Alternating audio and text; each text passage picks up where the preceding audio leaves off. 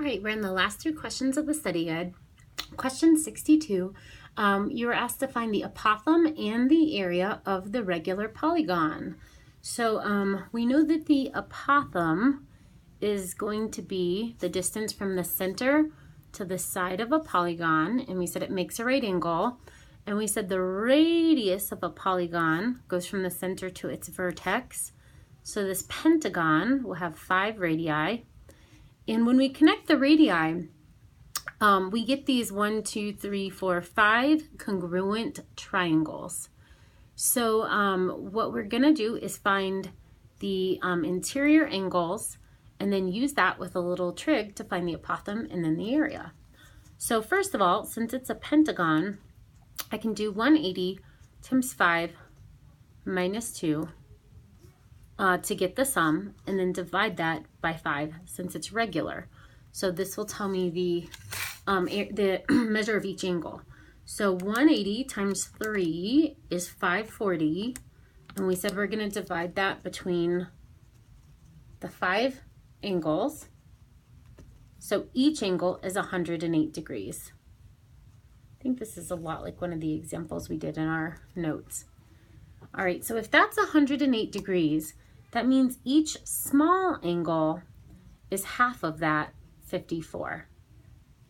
So if that's 54 and that's 54, together they make up that 108.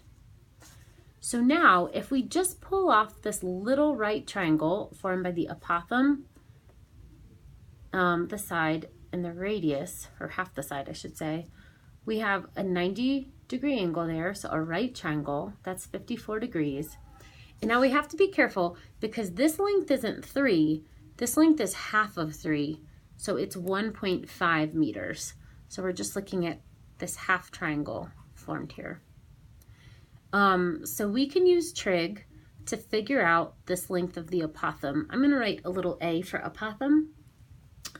So if this is 54, I don't know my radius, so I know I need the tangent function because I've got opposite and adjacent. So the tangent of 54 degrees is equal to opposite the apothem over adjacent that side, 1.5. To get a by itself, I can multiply both sides by 1.5.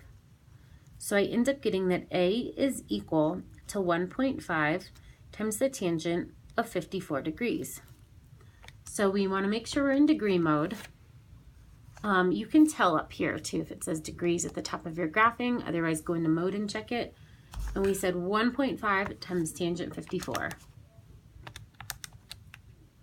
All right, so we get 2.065 if we round. So the apothem is approximately 2.065 meters. And then the area we can now find using this triangle. And I like to do it using this isosceles triangle because the radii are all equal, the height of which is 2.065 because that's our apothem, the base of which is 3. So we know, and I'm going to kind of write this out to the side, that for a triangle, its area is base times height divided by 2. So that's going to be the base of 3 times the height of the apothem, so 2.065 divided by 2. And if you actually want to be really precise, if you still have this number in your calculator, you can do that times 3 and then divide by 2. That's going to be the area of each triangle. So each triangle has an area of about 3.097, write that one of my triangles, square meters. Since it's a pentagon, there are 5 triangles. So we want to multiply that number by 5 for the 5 triangles, and that is 15.484 units squared. In this case, meters, so meters squared. All right, and that is the area of our regular pentagon. Number 63, we're almost done.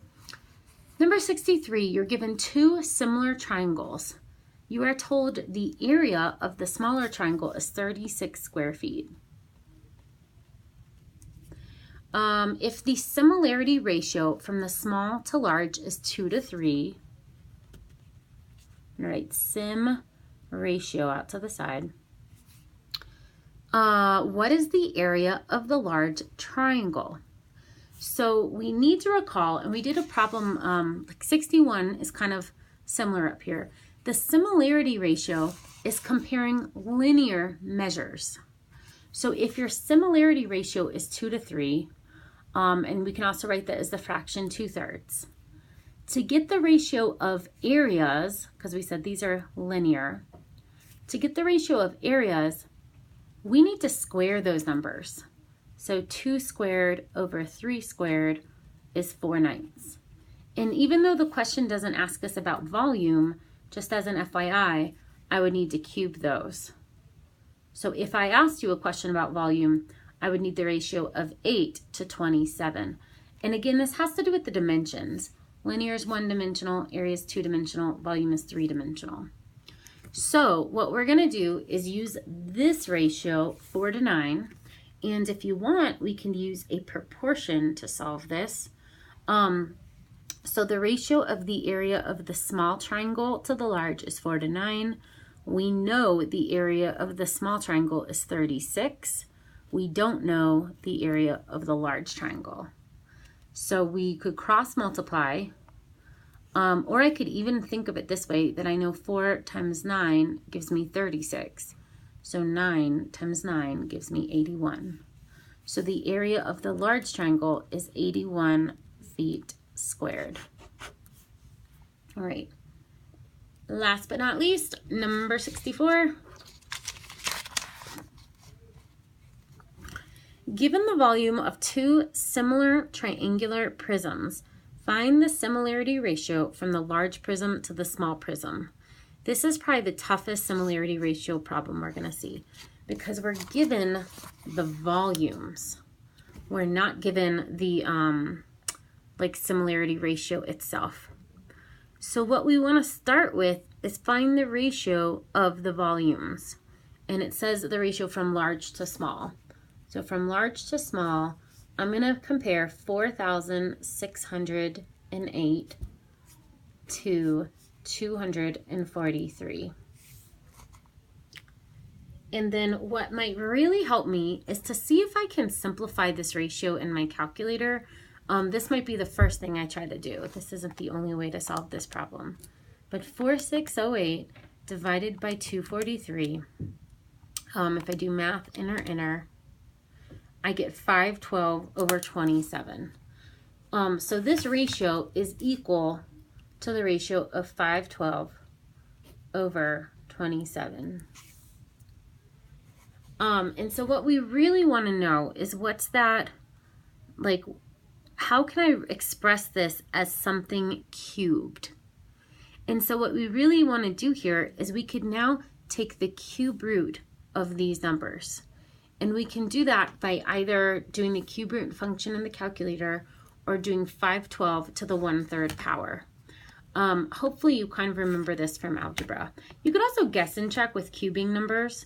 So like 27, I know off the top of my head is 3 cubed, but if you weren't sure, you could try 2 cubed. All right, 2 cubed is 8, 3 cubed is 27, 4 cubed is 64, and so on. And I'm sure we'll get to 512 pretty quickly. So that's one way of doing it. But the other way is that we could take the cube root or raise these to the 1/3 power.